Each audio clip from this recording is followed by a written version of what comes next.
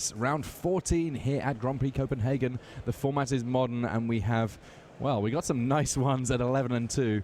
On the left of our screen, we have Madcap Experiment from Rasmus Melanen, and then Michael Steinecker playing Red-Green Land Destruction. How does this matchup go, Moraine? Well, I've played it a bunch of times, and I think the Red-Green Land Destruction is actually favor. But I think there's actually a mistake. The Rasmus Melanen, he's not playing Madcap Experiment. It's actually the Red-Green Land Destruction that also have the Madcap Experiment combo. So now, run us through the Madcap Experiment combo for those of us that are not familiar. So, Madcap Experiment is a red sorcery for 3 and a red that says you get to reveal cards from the top of your deck until you reveal an artifact. Then you put that card into play, but you also lose life equal to the number of cards you reveal.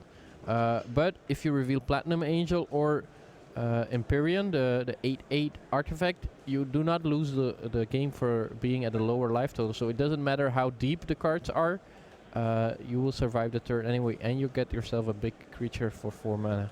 Well, it's elves all round, but Rasmus Melanen, in spite of not having a second land, has managed to assemble Devoted Druid plus Vizier of Remedies. That means that he is able to tap and untap that Devoted Druid as much as he would like for the rest of the game. He's functionally got unlimited green mana available to him. He has a Tireless Tracker to follow up. That comes with a clue, which I'm guessing that he might as well crack immediately. On the other side of things, it's Arbor Elves all the time for Michael Steinecker.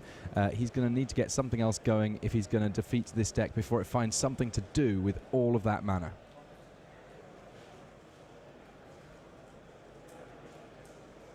Yeah, now Tireless Tracker plus a fetch land. Rasmus will be able to draw 2 cards. This is just how powerful the Vizier of Remedies Devoted Druid combo is. It's 2 creatures.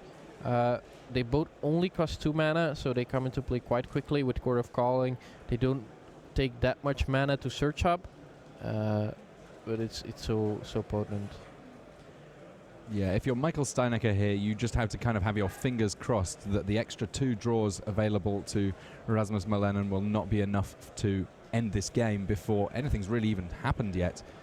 Land Destruction not looking at its best in the face of all of this mana production. I believe that was a Court of Calling drawn by Rasmus Melanen, so this may be game over before it even really starts. Court of Calling here, X equals whatever you really need it to be, and let's see what his win condition of choice is. The worst part about this is that Michael is very likely to cyber out one Wooly Acid Moss, so we'll never get to see it on camera. So Duskwatch Recruiter coming into play, and Ronus the Indomitable coming down. Basically, with the Duskwatch Recruiter, he can find whichever creature he needs just by gradually activating it again and again and again. So there's a little bit of shortcut going on here. Ronus then means that you can spend that mana to give your Devoted Druid an arbitrarily large amount of power and toughness and trample. It swings in, game over. It's as simple as that. Yeah. Not complicated at all. I'm sure you could have figured all of that out on your own. Very much respect your ability to do things, but we will be back with more of this and more Magic from our feature match area soon enough. Stay tuned, because we're back after these messages.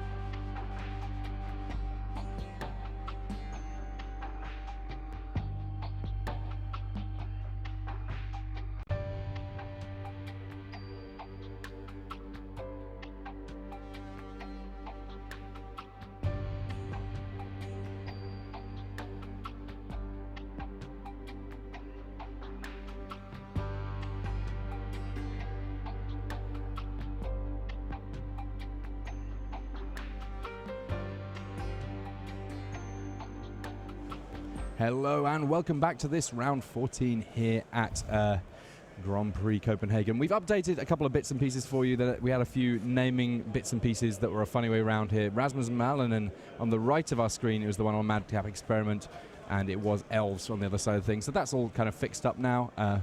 Martin Dang and Martin Müller, two teammates, but not the same deck for each of them. Martin Müller on Blue-Red Storm, Martin Dang on Jund Death Shadow. Two very different philosophies about how to win the game here.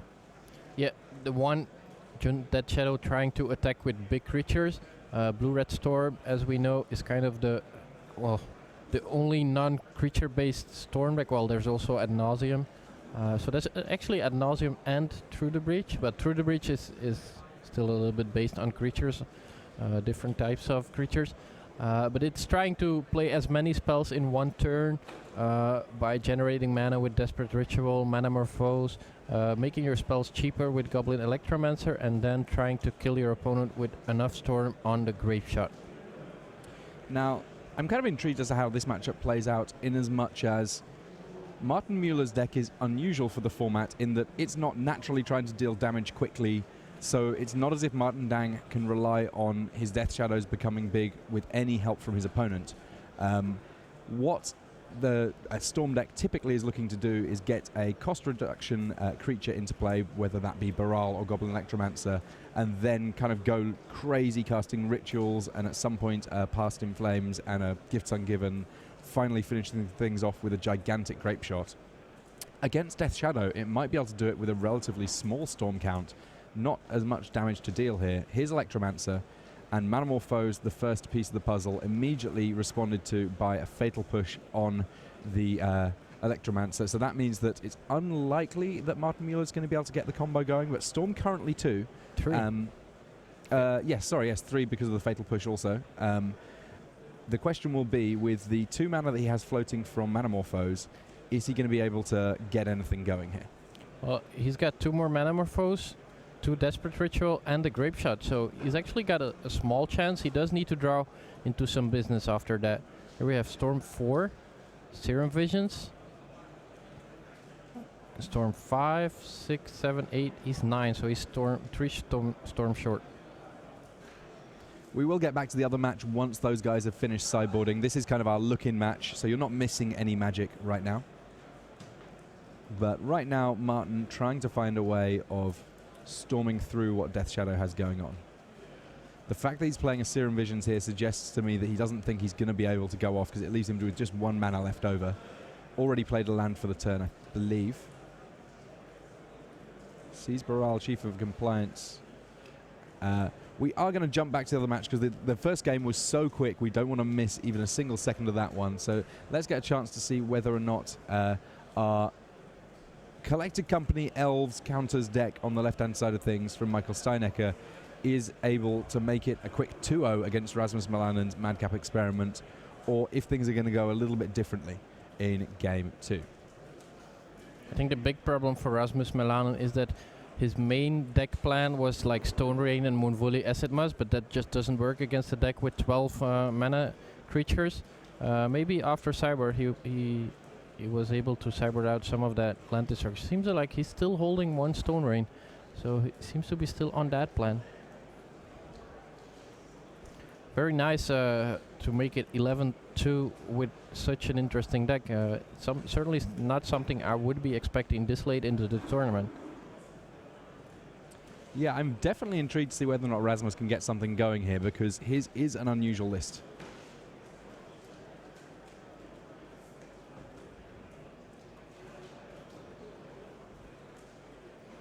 And it just shows how many crazy combos there are in Modern.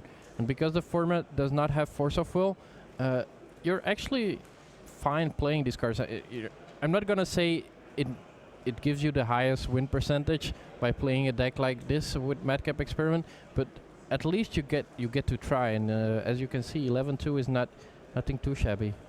I mean, there will certainly be some decks that simply, if a Platinum Empyrean is in play, will struggle to win the game.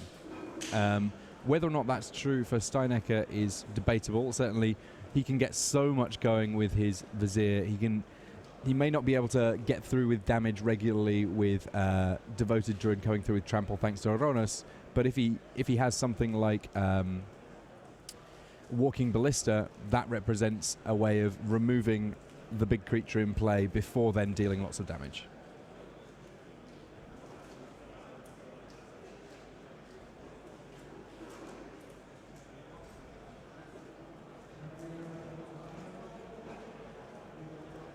Now a lightning bolt on the Birds of Paradise, recognizing that if he wants his Stone Rain to be efficient, he needs to get rid of the mana creatures as well. Lots of Stone Rains, but they alone will not be enough. And no third land for Rasmus Melanen. A little bit of an unfortunate draw here and the previous game. Let's see if he can find a land in time. I mean, it's only Eternal Witness beatdown going on from Steinecker just now. But one half of the combo immediately killed off with a Dismember. Wasting no time. Because you never know with Collected Company, if you leave the Devoted Druid until they, let's say, play a Vizier of Remedies, maybe they just pass the turn, hoping to draw a fourth land in order to discard, to play Collected Company at instant speed, and then you might not be able to respond by killing it. 4th edition Forests there, keeping it old school. I mean, as he is indeed with his plan of casting Stone Rains. Yeah. Tale as old as time. One of my first decks had Stone Rain. It was Eladamri's Vineyard, Avalanche Rider, Stone Rain, Winter's Grasp. That'll do it. I mean, these were the times. It's one of those strategies that you don't see so much anymore. I think Wizards of the Coast have decided that blowing up people's lands is something that tends to leave them not enjoying games too much. So not so much cheap land destruction printed anymore. What do you mean it's not much fun? I guess it's a zero-sum game. Someone's having fun. Yeah. Which is usually the case in Magic. The one that's winning is having fun. The one that's losing a little bit less, but at least some more fun if you have lands to play some spells. I mean, I think it's interesting. Some of the people in chat are talking about how the Madcap Experiment deck can possibly win against Death Shadow.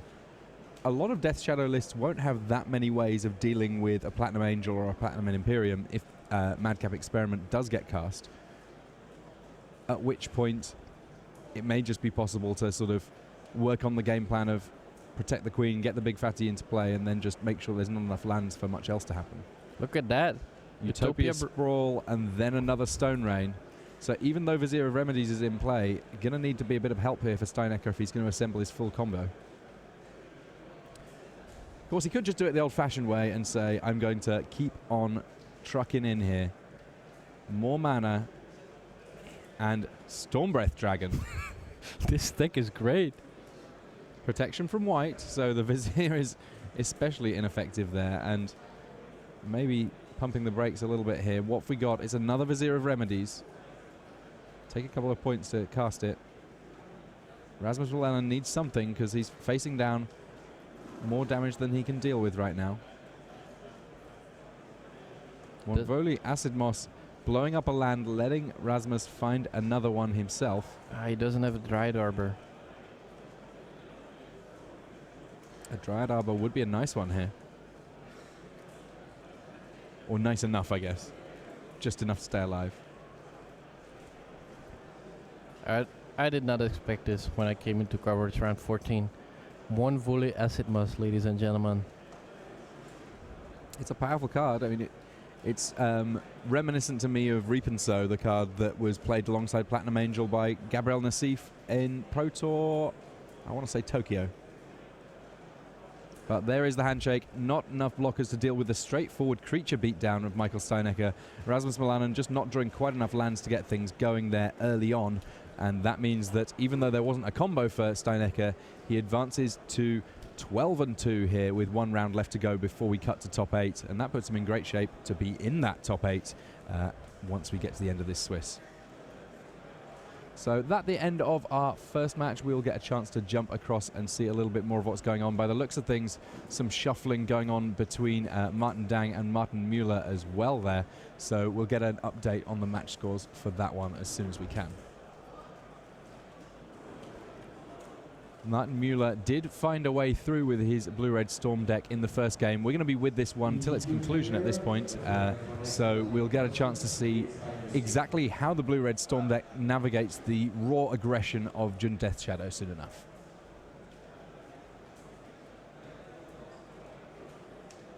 Both of these players, of course, local, comparatively speaking, both from Denmark, and so a bit of home field advantage potentially. There's actually a camera crew following around Martin Mueller this weekend. He's obviously had a great run of the last few years of it. He was on that Danish World Magic Cup winning team. Martin Dang has won a Pro Tour, so these guys, they're the absolute top of the game right now. And in fact, the 17 next to Martin Mueller's name indicates he's in the top 25, not at the absolute top of that top 25, but even making it into that list is quite the achievement.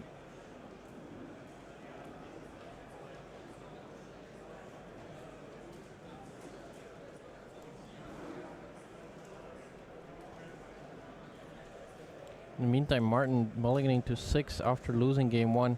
I think we're going to have to go with surnames on this one because otherwise it's not going to work out too well, Moraine. That being Martin Dang mulliganing to 6. In the meantime, Dang mulliganing to 6. Dang. He's thinking about his scry, so this 6 is good enough to be a keeper.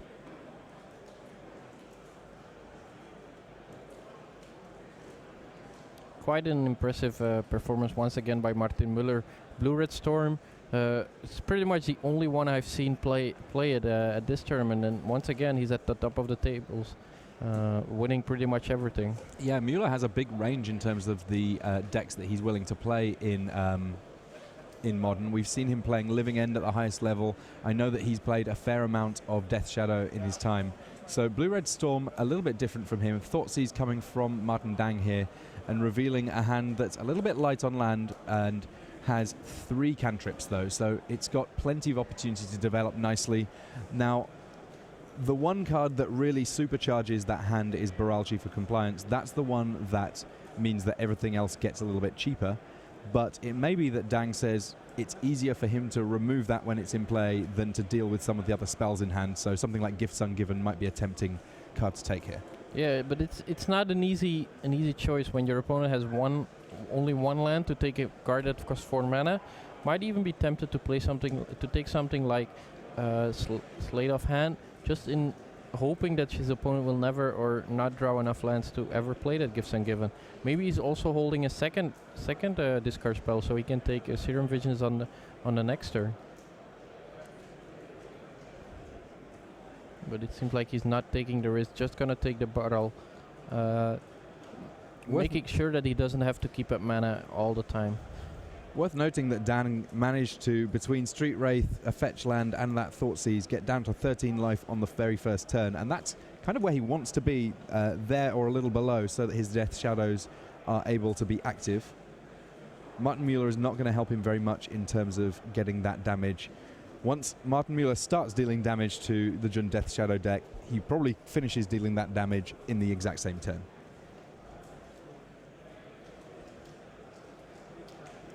And Martin Mueller here, starting with the Serum Visions, not the Slate of Hand, because this lets him look at 3 cards instead of 2. He really needs a second land on top, so it's just a matter of how many he wants. 1 on top, 1 on bottom. The Storm deck doesn't need too many lands to go off, and in addition to digging for lands, he will also be digging for another creature to reduce the cost of his spells.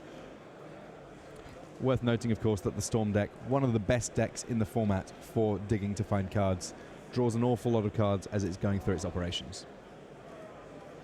And Martin now at 11 already, so this means he can start playing his Death Shadow. Will only be a 2/2, but not that big of a problem, because Martin Mueller, he might have some lightning bolts, but that's pretty much it. Yeah, the lightning bolt's not even 100% in every list, at least after sideboarding. Did Martin forget to draw from the Mishra's Bauble? I believe. He was that excited about seeing a land on Mueller's deck.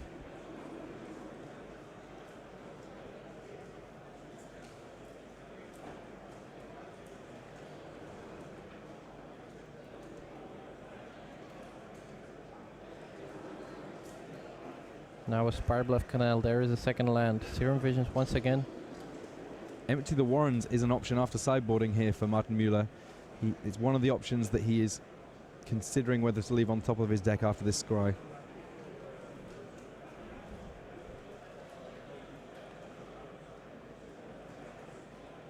Yeah, I believe he just missed it. The Mishra's Bauble. Goes down to 9 though. He's already putting up quite some big dead shadows. That's a 4-4 already.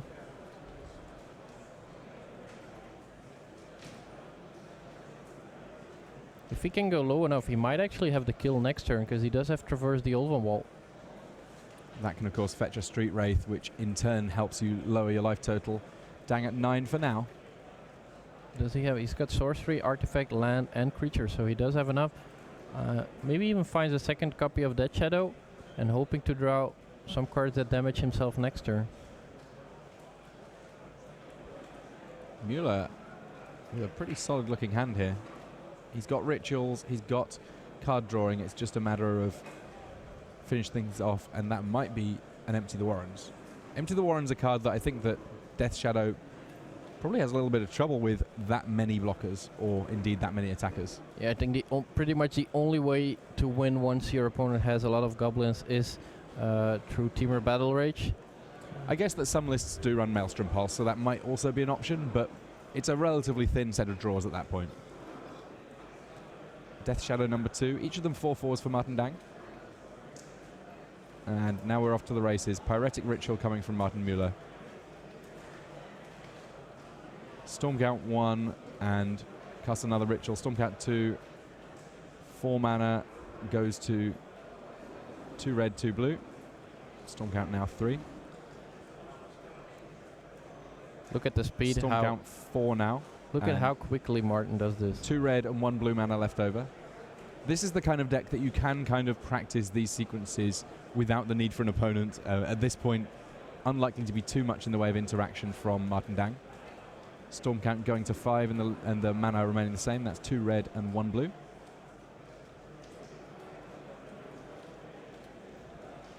So Stormcount 7 in total, and spending the remainder of his mana on casting a gigantic Empty the Warrens. 14 creatures, represented in this case by the 14 pips worth of dice going on here. That the original unglued Goblin token. Now if you're Martin here, how much are you blocking with? Do you respect the Temur Battle Rage? Is it even possible? I think he at least has to do the counting with Temur Battle Rage plus Street Trade. So Street Trade puts him at 7, which means the Dead Shadow would be a 7/7, so that's 14, which means he would have to double block both the Dead Shadows. If he double blocks, he's got 10 creatures left, and Martin Dang would be at 9, so this kind of leaves him also not winning against 2 blockers, so I don't think he can play around the combo of Street Trade and Temur Battle Rage.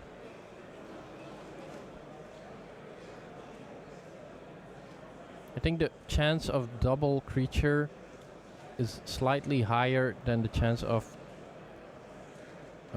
Street Trade into Temur Battle Rage, because most of these decks only run 2 or 3 copies of Temur Battle Rage. As it stands though, just Fulminator Mage and Tarmogoyf in hand. Martin Dang extends the hand. Martin Müller picking up the win in the Battle of the Danish Martins. So congratulations to Müller there. Need to be careful about my Martins in this instance. But at the end of that match, we still have more Magic going on in our feature match area. We'll get a chance to bring you more of that soon enough. These players rocketing through. We'll be back with Time Walk Magic after these messages.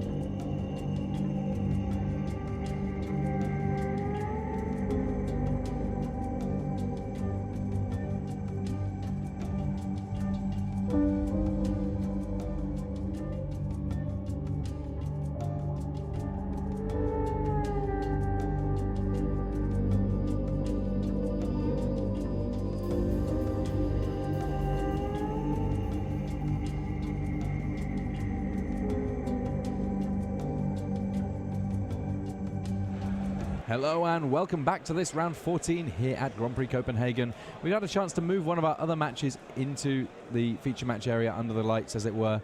Emmanuel Gershenson on 4-color Death Shadow is up against Remy Lefrancois on Dredge. We've seen both of these players in the feature match area already, but you know what? They can just keep on winning, 11 and 2 each.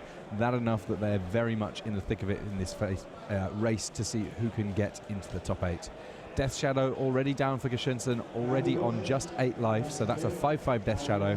Meanwhile, Remy Lefrancois still trying to get things together in terms of his Dredge deck for this game 2, even though he did win game 1.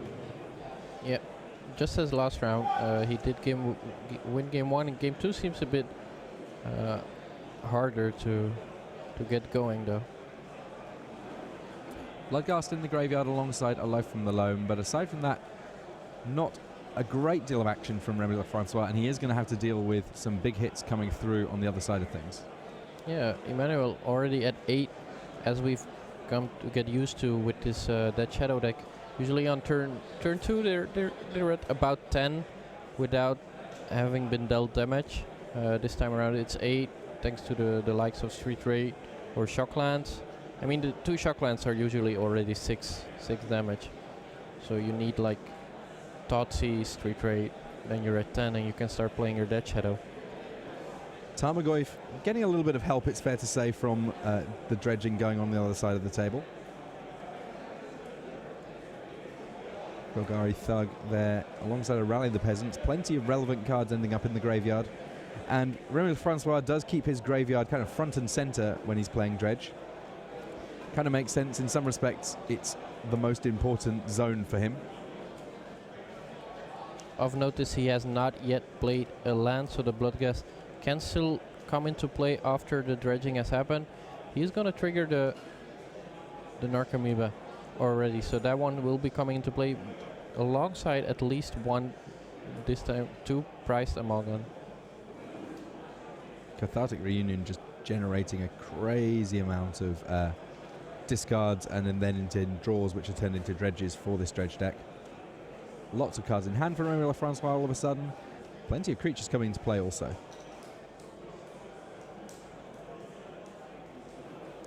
Emmanuel is at 8, so his Dead Shadow is a 5-5.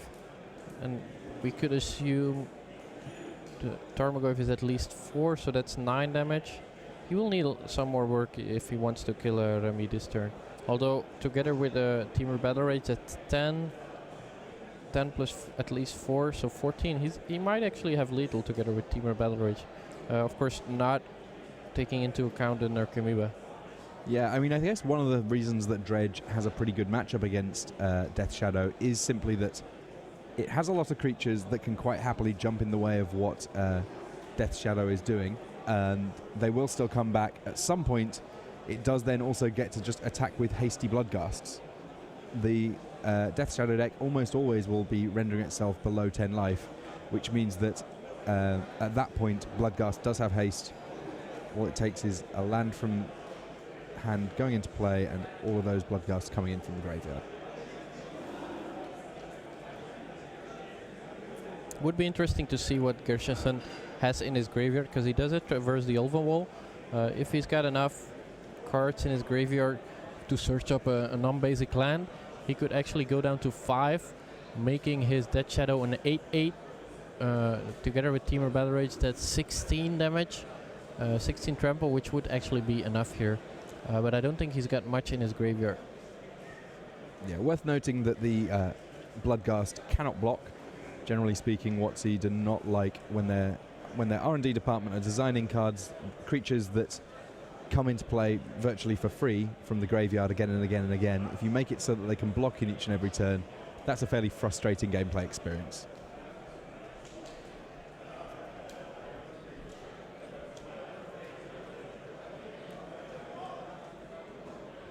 Seems like he is searching. Is he searching the basic land, or can he search up for... he's just going for the swamp. A nice looking swamp there. Looks like a beta one to me. Which pretty much means he does not have Delirium, because I'm sure he would have searched up a fetch land had he gotten Delirium. This does leave him still with 2 mana though. But he's got to be careful of Rally the Peasants killing him out of nowhere, He I did mean, deal himself already quite some damage. it wouldn't be entirely out of nowhere. It's already in Remy Lefrancois' graveyard.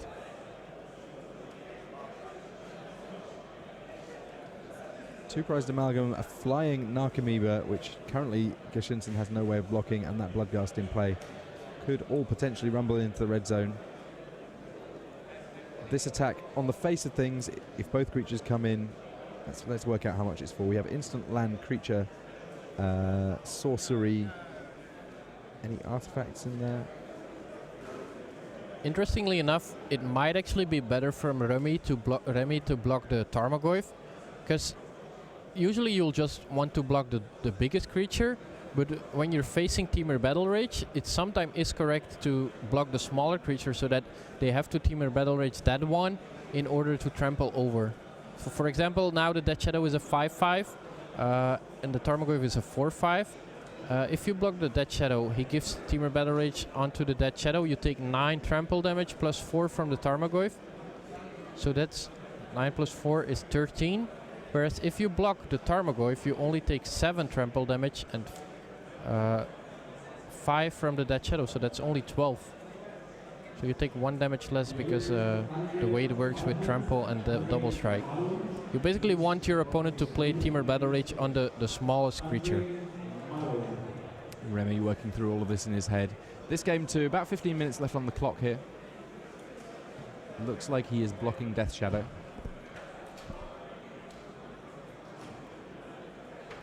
I wonder if Emmanuel isn't just dead now with this attack. I mean, Temur Battle Rage is not lethal. He's 1 point short. And he needs 2 blockers since he attacked with everything. He's leaving himself dead, right?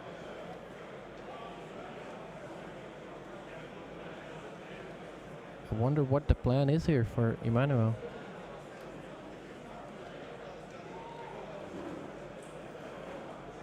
Just moving the graveyard on screen there so we can see exactly what's going on.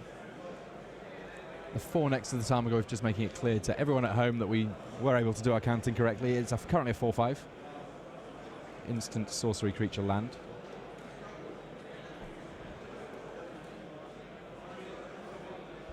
Which is usually the size of a Tarmogoyf. In this format it's quite different because there is a lot of Mishra's Bauble running around. And I think this is gonna be game over for Emmanuel Gergensen. Since he attacked, he left his opponent with lethal attackers. And there's also the conflagrate, yeah. Yeah, I guess Remy needs to be a little careful here that he doesn't walk into removal that's able to put him just shy of winning the game here. If there's a deck that alpha strikes well, it is Death Shadow. Yeah, and because of conflagrate, there was not really a way for Emmanuel to win. He could have hold back in order to block 2 prized amalgam, but then he takes 3, and then yeah, there we see the handshake. So Remy Lefrancois advancing to 12-2 with 1 round to go here in Copenhagen, Denmark, defeating Emmanuel Geshinsen's Death Shadow deck. That the last of our matches from the feature match area that are live. And we're going to go straight into another match that we recorded from earlier on. That one being between Matthias Ekildsen on the left of our screen. He's on Jeskai Copycat. And Gunnar Geisler is on the other side of our screen with a little bit more Death Shadow Zoo. Yeah, Death Shadow, as we predicted, still the best deck in the format. It does take some time to master, but as we can see at the top tables, these players have practiced their deck. They know what's up. This is actually Death Shadow Zoo. Ooh.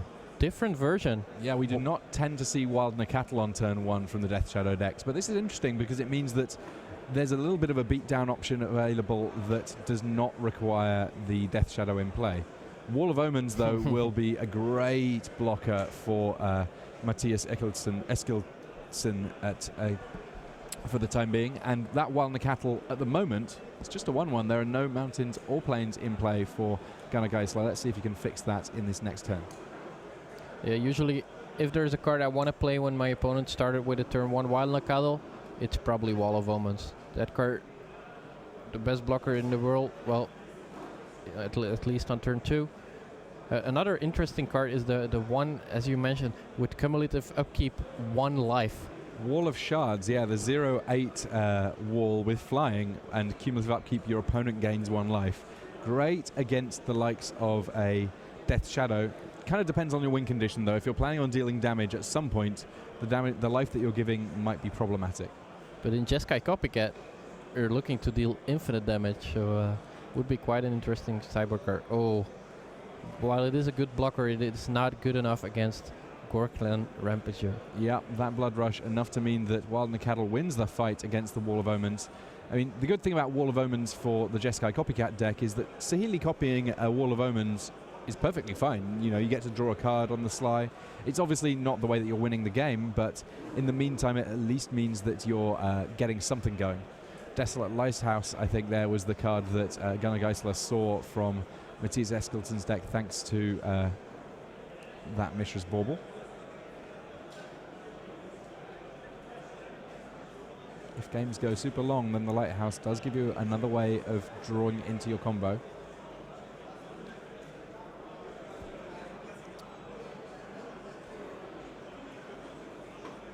Just a pass there from Eskilton. Something's up. 3 mana available with which to respond to whatever it is that Gunnar has going on here. And that Shadow Zoo is quite an interesting one. I'm guessing Wild Cattle, while it requires you to run white, you don't really mind because you want as much shocklands as possible anyway. So it doesn't really matter that you have to play another type like Sacred Foundry or something. It takes some more navigating which lands you want to search for. But once you figure that out, it doesn't take that much of a cost to run Wild Cattle. It might go in the favor of less discard spells, which is hurting your chances in some matchups, but in other matchups I'm sure you're fine having a 3/3 creature. And I think that this harkens back to the more classic Death Shadow lists that weren't necessarily as all in on trying to do Death Shadow things. They simply just wanted to make sure that they were consistently attacking. And kind of an interesting one here, making the most of the Revolt mechanic. You're going to be getting something back from the graveyard, and yep, there it is, Wild Cattle back from the dead. Another advantage of running white, being able to play this as kind of the extra copy of Colligan's Command in the form of a creature. Yeah, Renegade Rallier is just one of those cards that it's potent, but not necessarily something that you're willing to warp your mana base for. In this case, the mana base is already kind of doing a little bit of everything, so it doesn't hurt to have it included. Path to Exile now on the Wild Cattle. We'll finally get it gone, and we're going to get a chance to see exactly how many basics there are in Gunnar Geisler's deck. Looks like the answer is, if there are any, they're already in his hand, because he didn't even bother picking up his deck to search there. Yeah, with so many colors, it's hard to fit in some basic lands. I guess it's just a price you're willing to pay if you want to play all of the powerful cards in the format. I think Matthias might be regretting his choice of Lightning Bolt instead of Path to Exile on the Wild Cattle, because it came back right away. Of course, if he would have played Path to Exile first, then it would have gotten exiled, and then the Rallier would not be able to get it back. I guess that the concern for him perhaps was he doesn't really want to give his opponents another land. Now, as it turns out, it's worked out that he wasn't going to be giving a land anyway because there aren't any basics for Geisler to find, but that wasn't necessarily something that Matthias could be confident of. So a draw step Vendilion Click here. Let's see if there are any responses from Geisler before it gets to do its thing. You can see a Teemo Battle Rage at the front of Geisler's hand here. Lightning Bolt on the click before its ability resolves. Even once the click has been killed off by that Lightning Bolt, you still get the opportunity to resolve the ability of the Vendilion Click. So look at the 4 cards in Geisler's hand, and he can choose, if he wants, to put one of those cards on the bottom of Gunnar Geisler's deck. Geisler will then get a chance to draw a replacement. And Grimflayer, another nice addition. With Mishra's Bauble in your deck, 3 trade, you usually get to Delirium quite quickly. This time around you have instant, artifact, land and creature, so you do have Delirium. It is kind of awkwardly mana costed, especially if you're running the likes of Steam Vents and Sacred Foundry. Playing a card like Grim Flayer is not for free, but with that extra fetch he would have been able to play it. Yeah, he would have had to fetch something like a Stomping Ground or similar to be able to cast it, but it was always going to be fetching something. As it stands, Wild Cattle is the play in terms of widening out that board. And don't forget that we have seen that there's Teemo Battle Rage in hand for Gunnar Geisler. At some point, that may signal the end of the game, though none of these creatures as large or in charge as a good old-fashioned Death Shadow, and indeed none of them big enough to activate the ferocity element of Teemo Battle Rage.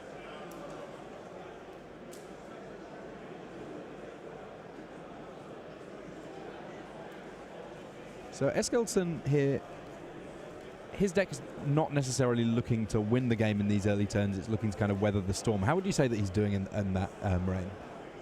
Yeah, well, he's still at a healthy 14 life, but his opponent does have 2 creatures on the board, and his opponent also was able to get some kind of card advantage with Renegade Rallier.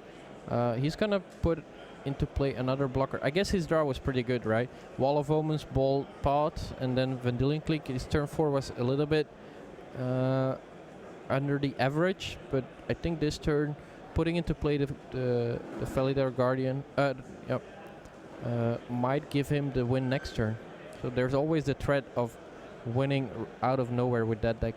And also untapping an extra land, which means that there might be something like Lightning Helix. Felidar Guardian, the Cat Beast, squaring down against the Cat Warrior of Wild Cattle. It's cats all round. Unclear just yet which one will be victorious. Meow. Or more like meow.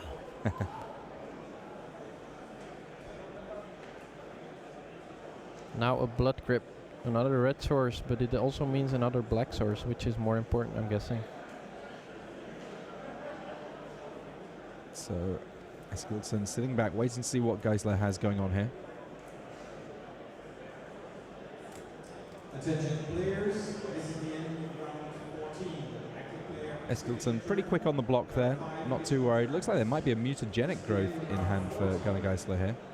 Doesn't go for it there, but soon it could end up pairing up kind of nicely with what else is going on. Wild Cattle coming down.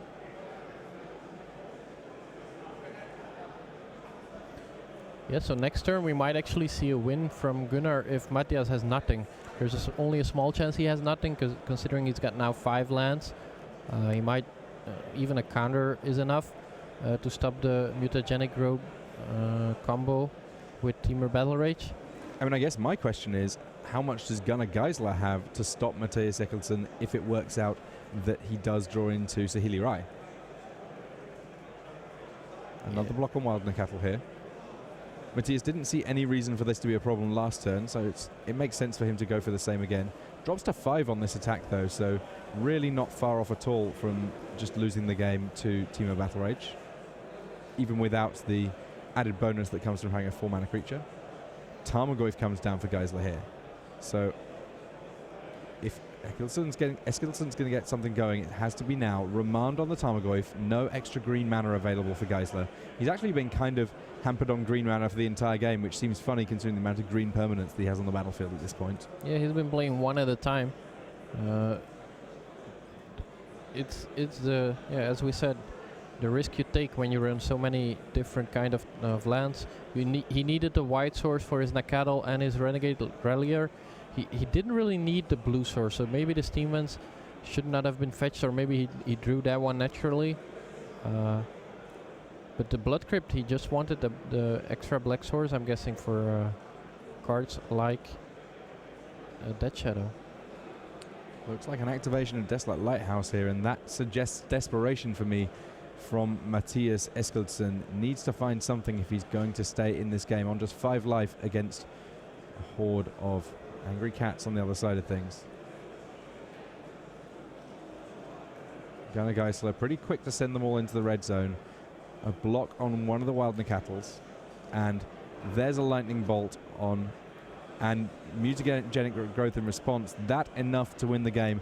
Patience on Gunnar Geisler's part when it came to that mutagenic growth. He could have tried to go for it the previous turn, but chose to wait in turn to actually find a way of winning the game that very moment in spite of disruption on the other side of things.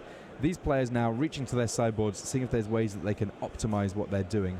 Now, I think it's safe to say that while both of these decks may be considered known quantities in sort of the general sense, they're neither of them the absolute tip-top of the metagame now in the specifics of what they're doing. The Death Shadow Zoo deck, yes, it's doing much of the same sort of play as Death Shadow, but it's not leaning nearly as hard on discard as we see from the classic Jund build, at least based on what we've seen thus far. On the other side of things, Jeskai Copycat, control has kind of gone down a little bit in the overall metagame lately because of the rise of so many aggro decks. But this deck, you know, it won't have got to 11-2 without having some kind of a game plan against aggro. Very intrigued to see how these two decks adjust themselves given the 15 cards that they have in their sideboards. Yeah, I think the Jeskai Copycat deck is actually quite well positioned in this metagame. I can only imagine that he's also running cards like Supreme Verdict. He's already got Path to Exile to get rid of. Lightning Ball is quite good. So I think it's actually a Jeskai Control finally positioned. It's got a different win condition than the classic Jeskai deck, which has Nahiri Harbinger usually together with Emrakul. But I think after Cyber, his options are pretty wild. He's got like cards like Timely Reinforcements, some more spot removal, maybe even something like Condemn, which we've seen from the Jeskai control decks, which puts a creature on top, makes your opponent gain life, which is usually a bad thing, but not when you're playing a combo deck that deals infinite damage anyway, and when you're facing a card like Death Shadow. For example, when your opponent has 2 Death Shadow, the one, let's say he's got 2 6/6, if you condemn one of them, he will gain 6 life, and which will in the meantime also kill the second Death Shadow. So that's actually a great answer to double Death Shadow. Yeah, I've seen similar tactics employed with Blessed Alliance, getting some creatures sacrificed and then Death Shadows dying to the life gain element on that one. Yeah, Gunnar on the other hand might be looking for a way to stop the combo. There's of course no way Matthias is running Felidar Guardian without the added value of Saheeli, so he must be aware of the combo. Maybe he's looking for some more removal to get rid of the 1/4 or something like Pitting Needle, although I think that's a little bit too narrow. A card like Pitting Needle, first of all, it's reacting to what your opponent is trying to do. It's mostly not what you want to be doing with a deck like Zoo. And second of all, you're just guessing that they have it. They might not have drawn the Saheeli, and then you've wasted a card. So I would rather be proactive than reactive with a deck like that Shadow Zoo. Well, it looks like Matthias Eskildsson is having to take at least one mulligan here. He's sent back his opening 6. Gunnar Geisler also shuffling here.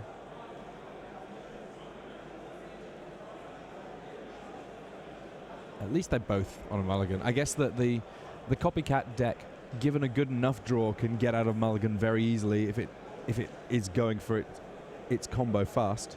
But if it's trying to be a more controlling deck at any given moment, then those extra cards really do hurt to suddenly lose out on. Yeah, and as we've talked about, the Death Shadow deck does actually need most of its cards, because not only does it need to have the resources to lower its own life, it also needs a good combination of discard spells and threats. It's running some threats, but not all that many. Especially against a deck like Jeskai Control, you want as many as possible. But with the Zoo version, you get a couple of more threats, which actually might make your deck a little bit more resilient against mulliganing. We say that it had better be, because Gunnar Geisler going down to 5 cards here. Eskildsson keeping on 6. I saw a Tribal Frames in hand for Gunnar Geisler. Sorcery Speed Burn, but in this deck it's likely to be hitting for a full 5 points as and when it gets aimed at something. And that's definitely a way of adjusting the clock, and I'm guessing fantastic in the matchup against more regular Death Shadow builds, just being able to punish an opposing Death Shadow player for overextending. Yep. Let's say your opponent is at 8, just Tribal Flames, double Tribal Flames with Tribal Flames plus Snapcaster Mage, which he might be playing as well. Also, a 5-point burn spell often going to be good enough to kill a Tarmogoyf, and that is not true of very many burn spells.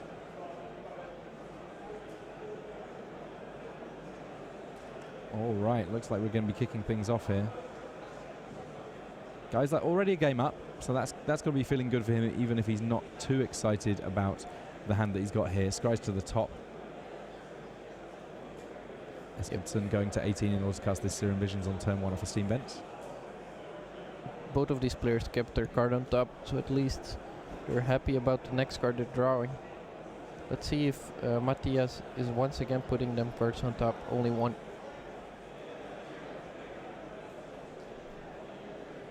Yeah, hopefully we'll be able to get to see both of these decks having a real game. It's obviously unfortunate that there are mulligans involved at all, but I think that the Vancouver mulligan rule with the scry involved has taken the edge off that just a little bit. It means that a mulligan to 5 is not a fait accompli in terms of the match slip at the end of the game. Celestial Colonnade, the play on turn 2 from Eskildsen. Watching as Bloodstained Mire fetches a blood crypt for Geisler. Which makes me wonder, usually before when you were mulliganing, you would say going to Paris. Are you going to Vancouver now with the new rule? Possibly, yes. It's a long way, but sometimes that's just what you got to do.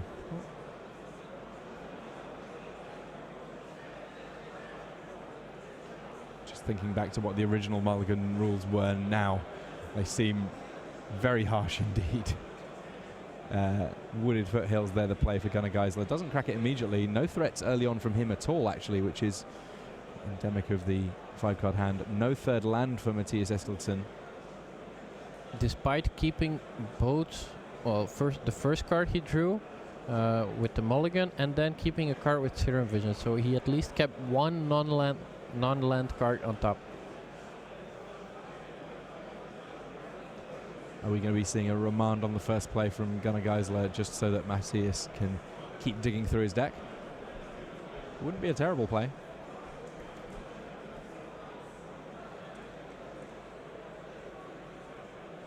Just so you know, this is a Time Walk match. This is our last game that we're going to be able to be bringing you, our last match that we're going to be able to be bringing you in this round 14. One round left to go here in Copenhagen before we cut to our top 8. And still a fair variety of decks in contention for that top 8. Intrigued to see how it finally shakes out. If there are particular decks that you're excited to see in our top 8, do sound off in the chat. We'd love to hear from you guys.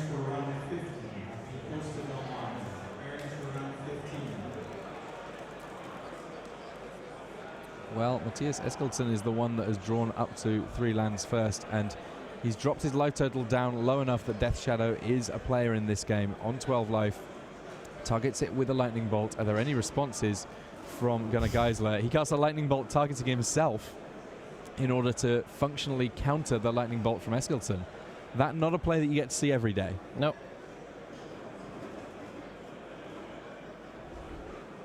I like it though. Yeah, it's a neat play, which you should certainly be aware of. Ooh, and another neat play. Blessed Alliance says target player gains 4 life. Wow, another Lightning Bolt from Gunnar Geisler in order to make sure that his Death Shadow stays alive. Hang on, if the Death Shadow took 3 and he's currently on 10. Oh, no, it's because he had to untap into the Blessed Alliance. Yep. Sorry, we're all good again. Thoughtseize coming along, gets to see Felidar Guardian, Engineered Explosives, Lightning Bolt, Supreme Verdict, and Path to Exile. There's a lot of good answers in that hand. I can understand why Matthias was keen to keep it. The question's going to be, once it's been taken down to town a little bit by Gunnar Geisler and there aren't quite enough lands to work with, is it going to be good enough? Yeah, the Gunnar takes the explosives, which kind of signals that he's got a second copy. Yeah, that's what I was thinking. And now he's got 2 5/5s. Matthias still has 1 Path to Exile, but can he answer the second one? He draws the island. Still 1 mana short of playing Felidar Guardian or Supreme Verdict. I mean, he can play the Felidar Guardian, but the Felidar Guardian alone is not overly exciting here. But the Guardian is 4 mana, so he cannot play it. Oh, sorry, yes. He has mana for Path to Exile, which will deal with one of these Death Shadows there. He drew another Thoughtseize, so he'll have 5, 6, 7 Death Shadow. Is his final card Temur Battle Rage? because that would actually be lethal right there. Need to make sure that that Death Shadow does get exiled. Seems like he might have sideboarded the forest against the deck with Path to Exile. And it may just have been that the forest was in hand last game, which is the reason it didn't get searched up. All interesting options. Teemo Battle Rage is the last card. Matthias Eskildsen looks at his hand, shakes his opponent's hand. At the end of it, Gunnar Geisler able to take it in 2 games 2-0. He is now at 12-2 with just 1 round left to play here in Copenhagen. Pairings for round 15. The pairings have just been posted for the following round, so we're going to get a chance to jump back in with more live Magic for you soon enough. But first, these messages. Don't go anywhere.